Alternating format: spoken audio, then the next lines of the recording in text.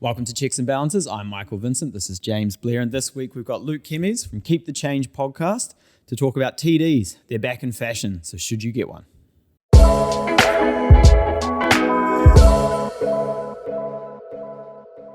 So we've got Luke here with us this week, the people's accountant, kind of like the people's champion, Dwayne "The Rock" Johnson. With the people's elbow? Yeah. Similar guns. Yeah. just behind the back for those that are listening to the audio.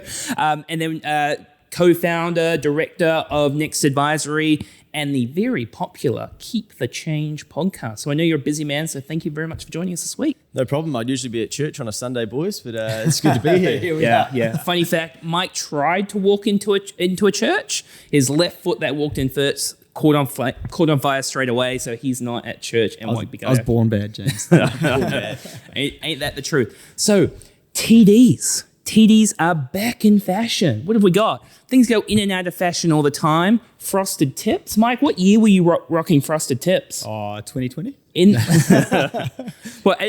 We living on the Gold Coast at the time of frosted tips? Yeah, frosted tips, mesh singlet and a nipple ring. Yeah, it is. I could just feel you like, can we please move on from this? For those wondering, the nipple ring is still there. So frosted tips, mullets, flared jeans, and term deposits. They all come in and out of fashion. Don't worry, Mike. Be patient. It will come back if you're patient enough. Term deposits, though. We've gone from, in 2008, term deposits were sitting at a cool 8%. What a return. 2020, they're about 1%, were they? Yeah, I think the special on the billboards from Heartland was we can get you 1.25 for 12 months. You know, that extra 0.25% on your money over Westpac, you know? Yeah. Big returns. And now Heartland Bank, back in business, baby. 5.7% when you go past those billboards. They're causing crashes left, right, and center. They're a hazard to society. So we're getting asked now, hey, should we be investing into term deposits? Yeah. Everything's going backwards. Guaranteed return sounds pretty good. But Luke, you've got your own experience with term deposits recently. So please tell us. I certainly do. I don't know if I should be admitting this because I feel like this podcast could be that they're not fashionable, but last week I was actually looking into this because I've got some cash sitting on the sidelines. For me, that's ammo that I'll use and deploy later on when I go back into the battle. And that could be maybe buying some property or maybe buying some shares, but I just don't know yet. And also situational for me, I don't have any debt. So I'd probably prefer to pay down my debt if I did have debt. Yep. But my money's sitting there and it's not really earning me much in the savings account that it is in. So I started looking up term deposits and what those rates were. And then I realized I could get a PI fund, which is a little bit different, but I could get a 4.7% rate over 6 months. So that'll tie my funds up for those 6 months. And so I went on to Westpac, the bank that I use, and it said I needed to ring up to apply. So I rang up and they said, now you need to come into a branch. And I said, right, I'll see what my nana wants to do if she wants to come out for an outing and go to the bank with me. Catch her New Zealand super check at the same time. Yeah. And that was too hard. So then I went to ANZ and theirs was an online application. So I moved money from Westpac to ANZ. It's a minimum 10,000, which I was surprised. I thought it might be a bit lower than that. Yeah. But basically locked in my money for 6 months for a 4.7% return annualized. And I'll get paid the interest each month, but I'll lose 28% to tax as well. So that's my TD/PI fund story. So Mike, I'm about to ask you a question, but the first thing I've just thought of, you and I, mortgage repayments have doubled. Yeah. Luke's not carrying any debt. Why did we pay for breakfast this morning? That's the first thing that came across my mind. A very good point. Second, we try and make sure we don't give around too much jargon in this podcast. Term deposits. Can you quickly give us a breakdown? Yeah, cool. So a term deposit, actually, let me take a step back. How banks operate is they sit on a pile of funds, and each different type of funds that they sit on is measured differently by the Reserve Bank. Cash is measured at a cash rate. Term deposits are pretty much cash. Mortgages, all sorts of different money 1, money 2, money 3 if you're an economics person. The bank has to hold as a reserve. Now, what they can do is they can lend out multiples of the cash that they have on reserve. So as banks need to lend more, they will need more cash reserves. So one of the ways that they do that or they fund that is by term deposits. So they go out to the market and they say, hey, if you give us your money for 12 months, we'll give you a 5% return. For 6 months, we'll give you a 4% return. If you lock it in for 5 years, we might give you a 6% return.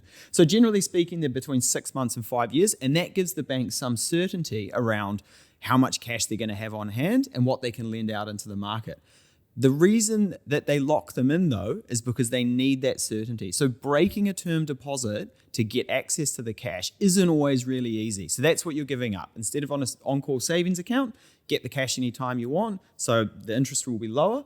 You're giving up that freedom to access the cash. So your interest has got to be a little bit higher. You've got to be compensated for giving that access up. Yeah, it's a really good shout that some people think term deposits are accessible. And if your money is fixed in, pretty much you sacrifice the return if you need to get access. So it's a very crappy place for an emergency fund. Yeah, so there are certain circumstances, hardship being one of them and that sort of thing. But by the time you go down that route with the bank, if you've got a 6 months TD and you start a hardship application with the bank, you probably got a month to go by the time you get it out. Yeah. And you lose your interest if you take it out early as well, right? So I wouldn't get paid my interest if I wanted that money back. Yeah, most likely. Absolutely. And there's different ways that you can do things with TDs. So you can be, let's say you've got a 5-year term deposit locked in. You can get paid out quarterly, sometimes monthly. You can have the interest capitalize onto the term deposit. So you're compounding your interest and these sorts of things. There are little bits of variations within the product apart from the time frame.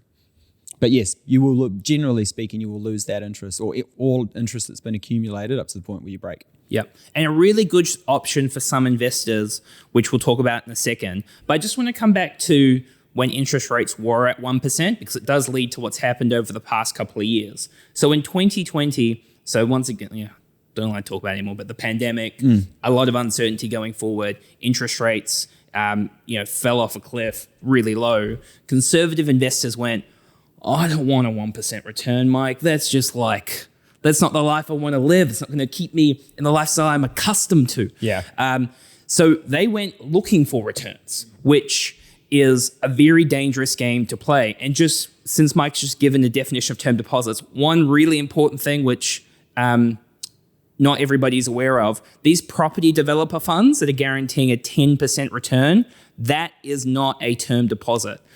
Just got to be, there's no free lunches. But those people in 2020 went and looked for returns. So they went into buying property, as Kiwis do, investing into the share market. Our crypto bros out there looking for returns. It worked out for a while, but then it felt, last year happened, everything went backwards 20-odd%. Yeah. And those people who probably should have never been in an investment to start with because they were too conservative have lost quite a bit of money, and now they're thinking, should I solidify my losses and go back into term deposits? And when you are chasing those things, it's really important, like James said, with the some of the investor funds from the property developers, you're talking about the perceived risk of an investment versus the actual risk of an investment. Yep. So then it comes down to, well, should I invest into term deposits or should I be investing into some other kind of asset? The first thing we spoke about, Luke, you alluded to it as well, is what is my goals for this money? When do I want to use it? So we've got a very simple rule when people come to us, 3 years. So if you have less than a 3-year time frame to invest, we will tell you to head to cash. And why do we tell you to head to cash? Because I cannot guarantee the outcome in less than a 3-year period of time. And even 3 years is quite tricky. So firstly, if you want to buy a house, buy a car, set up a business, do whatever, go to cash. If you've got a longer time period, we're going to talk about different investments in a second. But question for you, Luke, is I spoke before, interest rates go up and down. Why do they go up and down? Why don't they just stay at the same level? Well, that'd be nice, wouldn't it?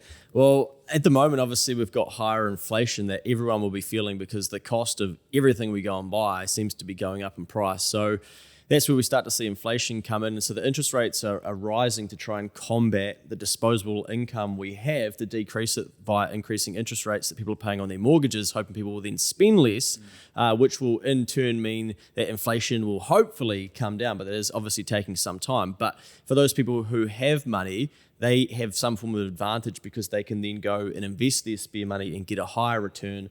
But sometimes they miss the fact that they're still getting burnt by inflation. Yep. So, Mike, we talk about real returns quite often. Can you break down, so if I'm making 5.7%, is that what I'm getting in the hand? Yeah, so we talk about gross return versus real return, right? And TDs are a really good example of that because you see the headline return, you know it's locked in, and you think, perfect, no risk here, free lunch. So your real return is what you've got to focus on. And generally speaking, that is your gross return minus taxes, minus inflation, and minus any fees offered as well. And yep, there's not many transaction fees or fees with a term deposit, but for other investments, there will be. Yep. So if you're thinking after tax, fees, and I mean, there's no fees with a term deposit, but tax and inflation, and you're going, well, what do I actually get in my hand that I can go buy more stuff with in the future? Term deposits, very depressingly, and people struggle to get their heads around this, the only investment that's guaranteed to go backwards over the long term. Yeah. And that's because the bank can't put a 10% return on this because they will be losing money on both sides of the equation. Banks like losing money? They actually hate record profits. It's a really funny thing. It's very counterintuitive. So if you're going backwards over the long term, it's fine if you've got short-term goals. But if you are a long-term investor, it's so hard, and we see this all the time, to outsave poor investment decisions. So be efficient. Think about how you can deploy your capital to get it working for you. Just to talk about it a little bit, the S&P 500, the top 500 companies in the US. So over the past 50 years, 40 of the 50 years it's gone forward. It's very easy to forget that after having a bad year. People really start to think about all the bad times. 18 of the 50 years has been more than a 20% return. Only 3 of the 50 years, it's been more than a 20% loss, and the average return's about 10.99%. So when you are investing in a diversified manner, same goes, Mike, for property. What has property done over the long term? Last 20 years in Auckland, I can give you for a house is something like 500%. An apartment's like 150% return or something. Can we get some disclaimers under there, Ravi? Not actually research numbers. But if you have a long enough period of time, you really need to be thinking about how you're deploying your capital. Term deposits at 5.7%. They are a honey trap. You've got to be careful, making sure it's the right thing for you. Thank you very much for joining us. Watch those term deposits. Make sure you're thinking long-term, not short-term. If you've got short-term goals, right place to be. Please give us a review, subscribe. Luke, thanks for joining us, and we'll catch you next week. Cheers.